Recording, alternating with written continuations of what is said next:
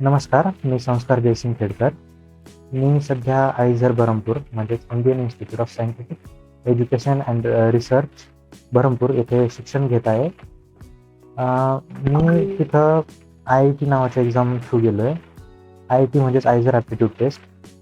कदाचित आपल्या बऱ्याच मित्रांना ही गोष्ट माहीत नसेल की रिसर्च हा जो फील्ड आहे, त्या फील्डमध्ये खूप साऱ्या अशा भारी भारी गोष्टी होत आहेत. नवीन नवीन रिसर्च होत आहे. सायंटिफिक कम्युनिटीमध्ये खूप गोष्टी नवीन येत आहेत, ज्याच्याकडं आजकाल आपण विचार करत नाही. पण ही एक खूप मस्त फील्ड आहे, ज्याच्यामध्ये तुम्ही जाऊ शकता, एज्युकेशन घेऊ शकता आणि पुढं खूप मस्त करिअर ऑप्शन्सही आहेत. जसं की मी सध्या आयझर बरहमपूरमध्ये शिक्षण घेत आहे. इथं जाण्यासाठी जी एक्झाम दिली होती मी, तिचं नाव होतं आयझर ॲप्टिट्यूड टेस्ट, जी की आयझर्सच कंडक्ट करता. आपल्या भारतामध्ये सध्या तरी 7 आयझर्स ॲक्टिव्ह आहेत. त्यांच्यामधून कोणची एक आयझर्स सध्या ॲप्टिट्यूड टेस्ट कंडक्ट करते, ज्याच्यामध्ये ह्यावर्षी 2026मध्ये आमचा आयझर एक्झाम घेत आहे. आणि जिथं गोष्ट आहे आयझर्सची, हे टॉप नॉच इन्स्टिट्यूट आहे रिसर्च करण्यासाठी.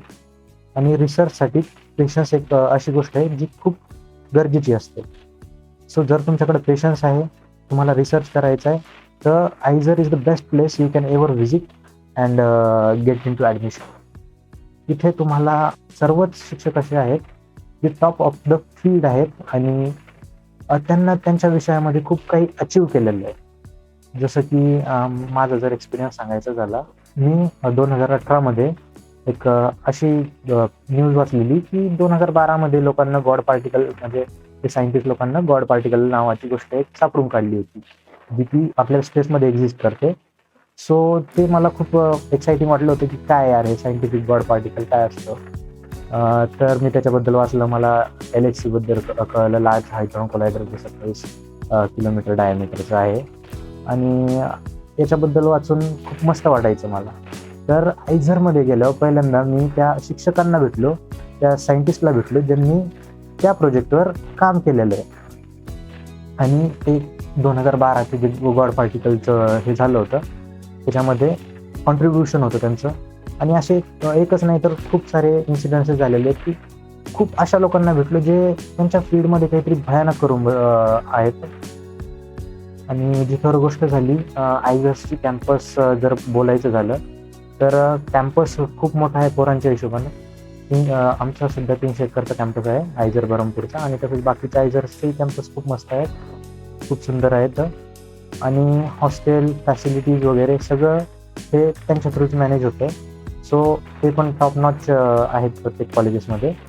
तर एक प्रश्न आहे की का आयझर, काय आहेत आयझर, काय होतं आयझरमध्ये, नाही का? तर ते सांगायचं झालं की तर आयझरमध्ये होतो रिसर्च. इथं जे प्रोफेसर्स असतात ते पण सायंटिस्ट असतात, सिनियर सायंटिस्ट असतात. त्यांना खूप गोष्टी केलेल्या असतात. आणि आपण पण तिथं जाऊन प्युअर सायन्सेसची स्टडी करतो. त्याच्यामध्ये नवीन काहीतरी गोष्ट शोधण्याची, म्हणजे आपण त्याच्यामध्ये कंट्रीब्यूट करतो. त्या गोष्टी डेली लाईफमध्ये आपण आसपास बघतच असतो की सायन्समुळे काय होतंय, काय नाही. जर तुम्हाला प्युअर सायन्सेस करायचे तर आयझर हे तुमच्यासाठी बेस्ट ऑप्शन आहे. लेक्चर्स इथं, जसं की आमचे लेक्चर्स होत आहे सध्या, like they are whole day. आम्ही त्याच एन्व्हायरमेंटमध्ये राहतो. आणि जे तिथले टीचर्स आहेत, जे प्रोफेसर्स आहेत, ते सगळेच खूप फ्रेंडली नेचरचे आहेत. सुरुवातीपासून मी नीटसाठी प्रिपेअर करत होतो 11वी-12वीमध्ये. पण आय वॉज लाईक की काय चाललंय, ओके ठीक आहे, MBBS करायचं आहे, पुढं काय. आणि माझा एक कल नेहमी रिसर्चकडे होता की यार रिसर्च आहे, काहीतरी आहे, सायंटिस्ट. ते असतं ना एक पहिलं स्वप्न की टीचर विचारत तुम्हाला काय बनायचं आहे, तर 4च ऑप्शन, लाईक एक तर टीचर बनणार, सायंटिस्ट, डॉक्टर किंवा इंजिनियर. तर त्याच्यामधलं माझं स्वप्न होतं की सायंटिस्ट बनणार. आणि त्याच्यानंतर मग जसं 10th झाली की काय करायचं प्रश्न पडला. आई वडील म्हणले की ते इंजिनिअरिंग नाही तर डॉक्टर. तर मला वाटलं की यार डॉक्टर ठीक आहे. आणि मग त्याच हिशोबानं सातारमध्ये ॲडमिशन घेतलं. इथले जे टीचर्स होते ते पण खूप कोऑपरेटिव्ह होतं. लाईक चव्हाण सर येतं, AP सर येतं, महाजन सर, विजय थोरात सर. तर ह्या लोकांना खूप मदत केली गोष्टी समजून घेण्यामध्ये, त्यांचे कॉन्सेप्ट समजून घेण्यामध्ये. कारण की ॲज अ सायंटिस्ट किंवा ॲज अ रिसर्चर तुम्हाला कॉन्सेप्ट ही खूप मेन असते. बाकी डाटा वगैरे तर ठीक आहे चालूच राहते. तर त्या कॉन्सेप्ट मी नेहमी त्यांच्याकडे जायचो. सो ते दरवेळेस त्यांचा टाईम पूर्ण द्यायचे, की तुला समजतंय का हे ते बघ पहिले. बाकी गोष्टी होत राहतील नंतर. पण समजणं गरजेचं आहे. हे त्यांचा पहिला मोटो राहायचा. सो त्यांना असं कधी नाही, की आता नंतर भेट वगैरे. टाईम द्यायचे. लाईक की तुम्ही या, करा. सो कोऑपरेटिव्ह नेचर आहे. तर बोलायचं झालं प्रिपरेशनचं, याच्यामध्ये जे असतं आपण IIT जे देतो, आयझर ॲप्टिट्यूड टेस्ट, त्याच्यामध्ये आपल्याला 4ही विषय असतात: फिजिक्स, केमिस्ट्री, मॅथ, बायोलॉजी. तर तुमचा एक प्रश्न असेल, की मॅथवाल्याने बायोलॉजी कसं करायचं, बायोलॉजीने मॅथ कसं करायचं? सो ते लाईक इतक्या डिफिकल्ट लेवलला नसते. तुम्हाला बेसिक कन्सेप्ट त्याचे जरी येत असतील, थोडं जरी येत असेल, तर तुम्ही त्याच्यामध्ये जाऊ शकता. तुम्ही त्याच्यासाठी प्रिपेअर करू शकता. IITसाठी प्रिपेअर करताना म्हणजे आयझर ॲप्टिट्यूड टेस्टसाठी प्रिपेअर करताना तुम्हाला 4ही विषय महत्त्वाचे असतात, जसं की फिजिक्स, केमिस्ट्री, मॅथ आणि बायोलॉजी. हे 4ही विषय घेऊन तुम्हाला चालावं लागतं आणि ते प्रिपेअर करावं लागतं. सो त्यांची जी प्रिपेरेशनची सिलेबस आहेत, ते बेसिक सिलेबस आहे, जे आपण 11वी-12वीमध्ये शिकत असतो आणि क्लासेसमध्ये तो कव्हरही केला जातो. तर याच्यामध्ये तुम्हाला फक्त जर तुम्ही एका स्ट्रीमचे असाल, जसं की एक तर तुम्ही PCB निवडला असेल किंवा PCM निवडला असेल, तर तुम्हाला एक सब्जेक्ट एक्स्ट्रा करावा लागेल आणि ते काय एकदम हाय लेव्हलही नाही आहेत, पण एकदम लो लेव्हलही नाहीत. मीडिओकर लेव्हलचा पेपर असतो, ज्याच्यामध्ये it is like more conceptual than factual. तिथं फॅक्च्युअल गोष्टी पेपरमध्ये खूप कमी येतात. सो याच्यासाठी प्रिपेअर करताना ते एक ध्यानात ठेवण्याचं गरजेचं आहे, की हा कन्सेप्च्युअल पेपर असतो. याच्यामध्ये तुम्हाला सायंटिफिक टर्म्समध्ये सांगणं आहे त्यांना, की तुम्ही काय कराल त्या स्पेसिफिक सिच्युएशन्समध्ये. तर सुरुवातीला मी इथं आलेलो नीटमध्ये. नीटचे शिकत होतो, शिक्षण घेत होतो. 11वी झाली, 12वी झाली. त्याच्यानंतर 12वीचा पेपर मध्ये नाही झालं, तर मग रिपीटला होतो. रिपीटमध्ये खूप काही शिकलो इथं. जसं की पहिलं फोकस तर माझं होतं की MBBS करायचं, कारण की 11वी-12वी नंतर म्हणजे 10वी नंतर तेच डोक्यात आलेलं, की आता आपण डॉक्टर बनायचं, MBBS करायचं. पण MBBS करताना हे कुठेतरी मनात होतं, की यार काय करतोय आपण, ठीक आहे. आणि त्याच्यानंतर मग मला 12वीमध्ये एका मित्राकडून कळलं, की आयझर नावाची एक टेस्ट असते, IIT नावाची एक टेस्ट असते, आयझर ॲप्टिट्यूड टेस्ट. तर त्याच्यासाठी तो अपेअर होत होता. तर त्याने मला सांगितलं, पण त्यावेळेस त्याच्या फॉर्मच्या डेट्स निघून गेलेल्या होत्या. त्याच्यानंतर मग मी रिपीटमध्ये गेलो आणि रिपीटमध्ये मग मी त्या वर्षी फॉर्म भरला, की मला माहिती होतं की त्याच्यामध्ये आपण जाऊ शकतो, त्याच्यामध्ये चांगलं काहीतरी करू शकतो. तर मग तो पेपर दिला आणि मला जे माहिती होतं, की त्याचा जो सिलेबस आहे, तो जो आपण नीटसाठी शिकणार आहोत PCBचा, तर तोच आहे. आपल्याला एक्स्ट्रा मॅथ करणं आहे. तर ते एक्स्ट्रा मॅथ ही मी बेसिक मॅथ जे होतं ते बोर्डसाठी शिकतच होतो आणि ते चांगलं झालेलं होतं. सो ते एक होतं आणि पेपर झाल्यावरही IITचा पेपर काही 20-25 दिवसानंतर होता. सो त्या पिरियडमध्ये पण मी मॅथचे काही लेक्चर्स करून आणि प्रिपेअर करून IITसाठी अपेअर झालो होतो 25 मेला. आणि जोवर गोष्ट राहिली IITमध्ये चूज करण्याची, की नंतर रिझल्ट लागल्यावर मला दोन्ही भेटत होतं. जसं की मला MBBSही भेटत होतं आणि मला इकडे आयझरमध्येही भेटत होतं. सो काय चूज करायचं इथून. तर मग एका टायमानंतर माझं असं झालं, की यार मी रिसर्च इन्स्टिट्यूटमध्ये जाऊन गेलो होतो तोवर. त्याच्यानंतर माझा MBBSचा हे आलं, ऑफर लेटर आलं, की MBBSचं कॉलेज भेटतंय, घ्यायचं आहे का. तर त्याच्यानंतर मग वाटलं, की यार आपण आलोय तिथं, ह्या गोष्टी मस्त आहेत, तिथं पाहणं झालं. ते जे लेवलची सायंटिस्ट येतात, ज्या लेवलचे तिथं पोरं आलेले होते, ते हेल्दी कॉम्पिटिशन त्यांच्यामध्ये चालू होतं, की तुला हे येतं, मला हे येतं, मी तुला हे शिकवाल, तू मला हे शिकवेल. ह्या गोष्टी ज्या चालू होत्या. सो ते नेचर पाहून मला वाटलं, की यार MBBSमध्ये काय वेगळं शिकू आपण, नाही का.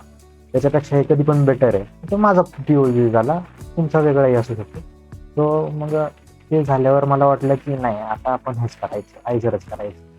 तिथेच BSMS कोर्स पूर्ण करायचा आणि त्याच्यानंतर प्युअर सायन्सेसमध्ये चांगलं रिसर्च करायचं.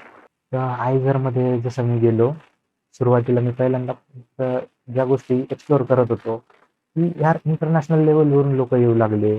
तिथं स्पीचेस देऊ लागले, टॉक्स देऊ लागले. ते एक्सप्लेन करताय, गोष्टी सांगताय आपल्याला, की अशा अशा काम करता. ह्या गोष्टी आहेत.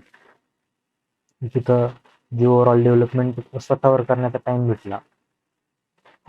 थोडा कमी टाइम भेटला, पण जो टाइम भेटला त्याच्यामध्ये खूप काही नवीन गोष्टी शिकायला भेटल्या. त्याच्यानंतर तिथले जे शिक्षक होते त्यांच्यासोबत इंटरॅक्शन झाले, आणि काही इंटरॅक्शन्स तर असे झाले जे की नेहमीसाठी लक्षात राहतील. जसं की आमचे शिक्षक म्हणजे प्रोफेसर आहेत तिथले, जे की आम्हाला आतापर्यंत मिड सेमच्या नंतर फिजिक्स शिकवत होते, डॉक्टर नसीम सर. ते जे होते लार्ज हायड्रॉन कोलायडर स्वित्झर्लंडमध्ये आहे, त्याच्यामध्ये ते प्रोफेसर एक मोठं योगदान दिलेलं आहे. त्यांनी तिथे खूप वर्ष काम केलेलं आहे 2012 पर्यंत. आणि त्याचनंतर जे गॉड पार्टिकलचा तिथं शोध झाला, ते म्हणजे ह्या गोष्टी मी लहानपणी फक्त कुठं वाचलेल्या आहेत, तिथं ऐकलेल्या आहेत, याच्याबद्दल व्हिडिओज पाहिलेले आहेत.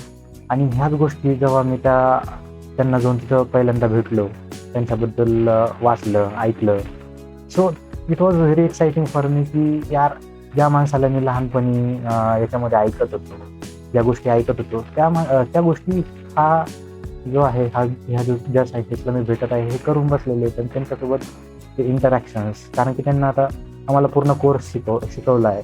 सो त्यांच्यासोबत ते इंटरॅक्शन्स, बोलणं, त्यांना प्रश्न विचारणं, त्यांची उत्तरं घेणं, त्यांना त्यांच्या करिअरबद्दल, त्यांच्या गोष्टींबद्दल विचारणं, हे खूप इंटरेस्टिंग होतं.